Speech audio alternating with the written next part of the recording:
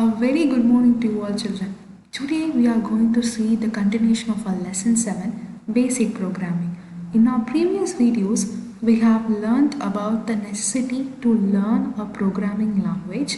We have also seen about the syntax and then we have seen about the print statement and we have learnt two concepts, one is variable and another one is concatenation. So variables are nothing but they are the memory storage in a computer where you can store any types of data in it and then you can retrieve it later. Concatenation is nothing but they are the plus operator, okay, which is used to join two or more string to make a long statement. Here today in this class, okay, teacher is going to teach Jyoti two new concepts, okay. One is string variables and another one is input statements. Okay, are you ready to learn along with Jyoti? Yes? Shall we start? Whenever we start a new program, okay, the output of our previous program will still be displayed in the text output area. So is it possible to do clear that? Okay, either you can click this clear option, okay, or else you can type, okay, CLS, okay, and then you can click enter, which clears the output which is given in the text output area. Okay, so if we have typed CLG, okay, CLG command, okay, it clears the output which is given in the graphics output area. So what are these two commands used for? The CLS, it's used to clear the output which is in the text output area, and CLG, it is used to, okay, it is used to clear the image, okay, which is given in the graphics output area. Okay, now we are going to learn about the string variables. Before learning about that, have you ever thought where do we store our text in a program? Yes? Likewise, in our previous video we have learnt the values are get stored in a variable which is known as the numerical variable. We have learnt in our previous video. So likewise, is there a text variable? Okay, is there a text variable where you can store any type of text in it? Yes. The variable in which you store a text is known as the string variable. Okay, it is called as a string variable. Here you can see it is called as a string variable. You have to put a dollar symbol, okay, this symbol at the end of the name of a variable. Okay, here the name of the variable is pet. Okay, here you have to put the dollar symbol to instruct that the value will be stored as a string. Okay, the value will be stored as a string. If we return within the inside quotes, it is known as a string. So you are instructing the computer to store this value as a string. For that you are denoting, okay, this dollar symbol. Okay, in a string variable you can store alphabets, numbers, words, sentences, or any special characters. Okay, they all can be stored in a string variable. Okay, now you can see our first statement. Okay, name, pet, dollar, okay, prince. So the name of the pet is known as the prince here. So the prince will be the string variable, okay, string values which as the text value which we assigned for the string variable pet. Okay, now we are in our second statement. We are asking, okay, we are instructing the computer to print the pet's name. Okay, print the pet's name as prince. Okay, and then we are using the semicolon here, which means that the print statement is continued. Okay, so we have to print is my pet. So how will your output be? So in first, okay, you are assigning a string variable, okay, prince, okay, and then you are giving a input to the computer, and then you are asking the computer to print the name of the pet as Prince. Okay, and then you are asking the computer to continue on the same statement and print as Prince is my pet. Okay, and then in our third statement we are asking the computer to print this string. When I call my pet by its name, okay, and then it is continued. Print name pet $, which is the string variable. Okay, again the computer goes back to this step and prints the name of the pet as Prince here. Okay, and then in our last step we are instructing the computer to print it comes running to me. Okay, shall we see the output for this program? Yes, you have to click the run. Okay, and then you can see your output for this particular program. So in our first statement we are giving the input, okay, the name of the pet. Okay, since we are giving it as a text, we are storing it in the string variable. Okay, so the name of the pet is Prince. Okay, you are asked in the next step you are instructing the computer to print the name of the pet. So name of the pet is what? Prince. Okay, print Prince. Okay, and then in our third step, since we are putting a semicolon here, okay, we are continuing the same line, we are continuing in the same statement. So see here, we are continuing in the same statement. Next we are instructing the computer to print is my pet. So Prince is my pet is a single line. Okay, it comes in a single line, and then we are asking the computer to print when I call my pet by its name. Okay, what is the name of the pet? Prince. So print Prince. Okay, when I call by my pets by its name, Prince. Okay, then we are asking it to print it comes running to me. So it comes running to me will be your output. So have you all cleared? If you are storing a text in a variable, then that particular variable is called as a string variable. So a string variable can store alphabets or numbers, words. So Prince is a word. So when I call my pet by its name is a sentence. So all these and as well as the special symbols, everything can be stored in a string variable. Okay, have you all clear, children? Yes? Shall we move on to our next program? Now we are going to learn about the input statement.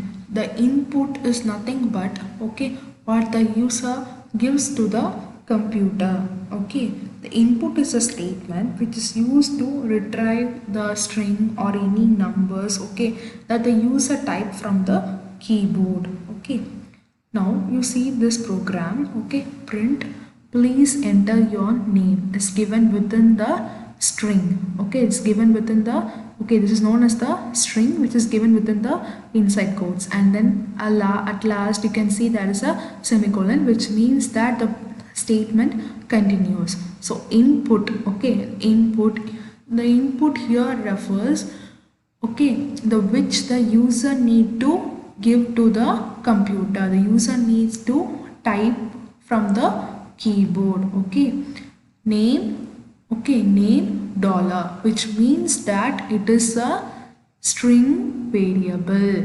Yes, you have learnt no our previous concept, string variable. So all our string variables noted with the $ symbol. So it is a string variable which can store alphabets, numbers, okay, sentences or words or any special symbols. So all these can be stored in the string variable. So whatever the user can type, it is up to him. So only it is given as the string variable. So the name here is the input which the user gives is a string variable. Okay, and then in our third statement, print hello. Okay, print hello. We are asking the computer to print hello, and then okay, the semicolon is there, which means that the statement continues, and then we are asking the computer to print the name, okay, which the user gives us the input. The user gives the input, no, okay, the name, any names or anything, whatever, any word, okay, that name needs to get printed here, okay. Since Tejas is teaching Jyoti all these programs, okay, now we are going to run this program and then we can see, okay. I'm going to click run, okay. The program gets executed and then it is asking us to enter a name. So I'm going to type here Jyoti.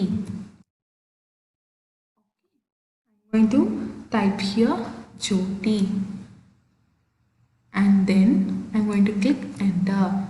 Then it is executing our third statement, print hello, and then with that it needs to get printed the name which we have given for the input, okay, for the string variable as input is Jyoti, okay, and then it gets printed. Yes, have you all clear? So we have learned, okay, to take input from the user, okay. The input statement, okay, always displays a cursor, okay. Okay, I'm going to clear this, okay, just you see, when I click run, okay, see, it displays a cursor here to indicate that, okay, an input needs to be given, only then the program gets executed. So the cursor which is blinking here, it indicates that a input needs to be given by the user. Okay, we enter a name at the cursor and the name which we enter is stored in the string variable name, okay, here in the string variable name, okay. Have you all clear? Yes? Okay. Now we are moving on to our next program. In this program, we are instructing the computer to calculate the multiplication of two numbers, taking the input from the user. So in our previous videos, we have learned the program by assigning some values. Okay, we will assign some values to the numeric variables and then we ask the computer to calculate the answer for it. But here in this program, we are going to give the input. The number can be anything, okay. We are not assigning it previously, just we are giving the input, okay. The number can be anything, okay. So we are giving the input and then we are instructing the computer to multiply the given two numbers, okay, by the user. So in our first statement, we are getting the input for our first number. So input, enter a number A, okay, and then our second input is enter the second number, okay, B. So anything within this double quotes, okay, inside quotes will get displayed in our outputs, and then A and B here are the numeric variables where the values which is given by the user, it gets stored in the A and B, okay. In our third statement, we are asking the computer to print, okay, A multiplied by B, which is equal to, okay, and then that's a semicolon, which means that the statement is continued. And in our fourth statement, we are instructing the computer to print the values for the multiplication of A and B, okay. The last print statement, it evaluates the arithmetic expression, that is the multiplication, and then it displays the result next to the previous print, okay, statement. Next to the previous print statement, next to it, here it displays the answer for this A multiplied by B, okay. See here, I told you, no, we should be very case sensitive while using the variables. You have assigned here capital A and capital B, okay. Suppose if you are using a small b here, okay, instead of capital B you are using a small b and then you are running this program, okay. Since we are not assigning any predefined value for this variable, predefined values here, the computer executes this program. Okay, we are asked to enter a number here. So I'm going to give 35. Okay, I'm going to type here 35 and then I'm going to click enter. Okay, the computer is asking me to give the second input, so which is I'm going to give it as 12. Okay, and then I'm going to click enter. So the computer multiplies the input given from the user, okay, which is 35 into 12, and then it displays the answer as 420.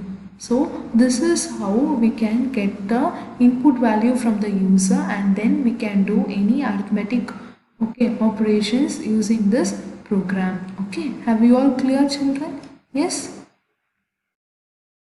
Today, Tejas taught Jyoti about the string variables as well as the inputs. So string variables are nothing but where you store the data in the form of a text to any particular variable, and that particular variable is called as a string variable. In a string variable, you can store words or letters or alphabets, numbers, special symbols. Okay, all these can be stored in the string variable. So if you are giving a string variable name, okay, you have to use that dollar symbol at last, and then you should not change it. Okay, it is also very case sensitive. You have to use either the uppercase letters, okay, or else the small letters, okay, the capital or the small letters or your lowercase letters. Okay, and then we have seen about the input statement. Okay, how we can take input from the user. Okay, how the computer takes input from the user and then it does the task given to it. Okay, so we have entering a value, okay, and then the computer perform the calculation and it displays as the output. Okay, have you all clear? Yes. Thank you, students.